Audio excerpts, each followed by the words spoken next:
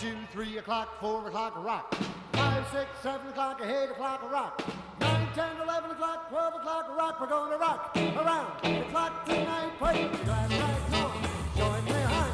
We'll have some fun when the clock strikes one. We're gonna rock around the clock tonight. We're gonna rock till broad daylight. Gonna rock around the clock tonight.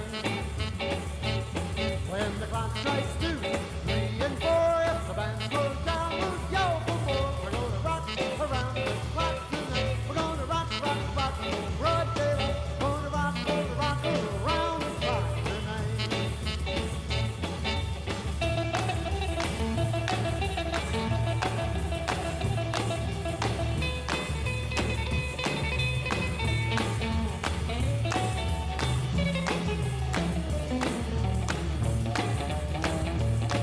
When the chimes ring 5, 6, and 7, we'll be right in 7th heaven. We're gonna rock around the clock tonight. We're gonna rock till broad daylight. Gonna rock around. The drive-in started in 1953.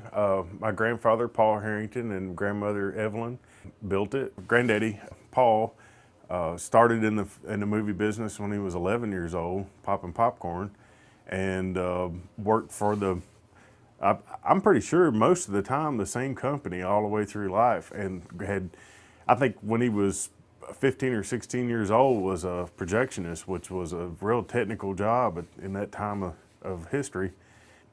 From there, he started going out and building new theaters for this company that he worked for, designing theaters. Just one day thought it was time for him to have his own. I was 11 and my brother Mike was 7.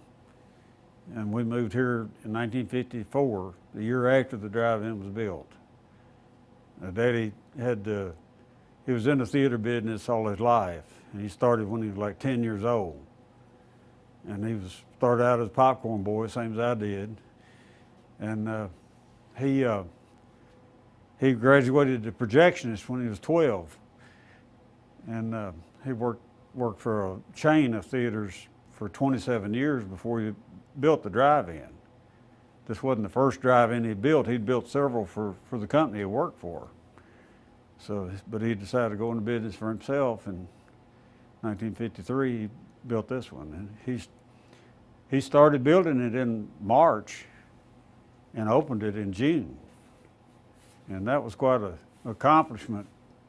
In those days, in 1953, there wasn't a lot of heavy equipment around. There was a lot of hand work, and it was pretty much coordinated. They had to get it going quick because they owed everybody on it, everybody they could borrow money from. So he ran the drive-in till he died. He ran it the year that he died. He ran it, and he would run it for one car. In the early 80s, my oldest uncle, Paul Jr., started running the drive-in after Granddaddy passed away.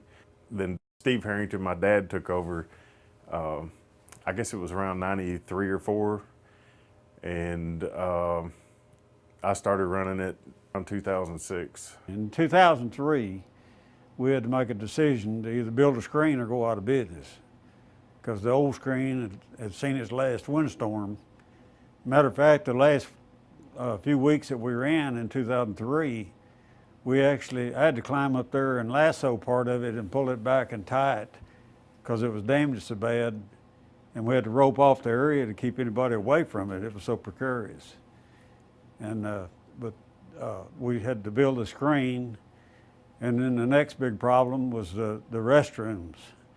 We had a big crowd and small restrooms. So 2005, we built the new restrooms, and in 2007, we tore down almost all the rest of the building and added on the new concession stand. The only part of the building that's still the same is the projection room floor and one wall. Everything else has been changed. With the demise of the 35 millimeter film and the upgrade we had to make for the theater business, we had to install a new projector and all the server and everything that goes with it to digitally import the movies and show them. In the old days, the movie came on reels similar to this size, and it would be an average of about 6 reels to a movie. Gone with the Wind was 12 reels, I remember well. But each reel would only last about 15 or 20 minutes. And the light source for the projector was a carbon arc lamp. And these two carbons were burned against each other with electricity to make the light. So they would burn out, they would eat up. In 15 minutes, you had to change the carbon. So we had to change from one projector to the other simultaneous, and then change the carbons and put the other reel on. I started working probably around 11 years old out here, popping popcorn, just like Granddaddy, and worked through the years. And my kids have worked out here. Got about half the staff is family, girlfriends and boyfriends, and some neighbor kids.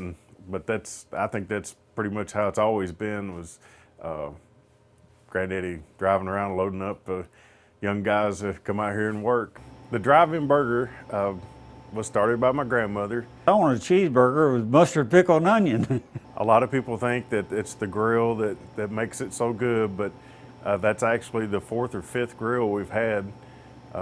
Granny used to hand pat them out, and she cooked them on a hot plate, and over the years, demand got greater and greater, and we kept getting a bigger grill and a bigger grill, and we went from a 24-inch griddle to a 36-inch griddle to a 72-inch griddle. And we still can't cook them fast enough, but we do everything we can. It's quite an honor to be awarded that way, and it was really unexpected to get an award like that, and we really appreciate it. It's an honor to be named Business of the Year by the Chamber.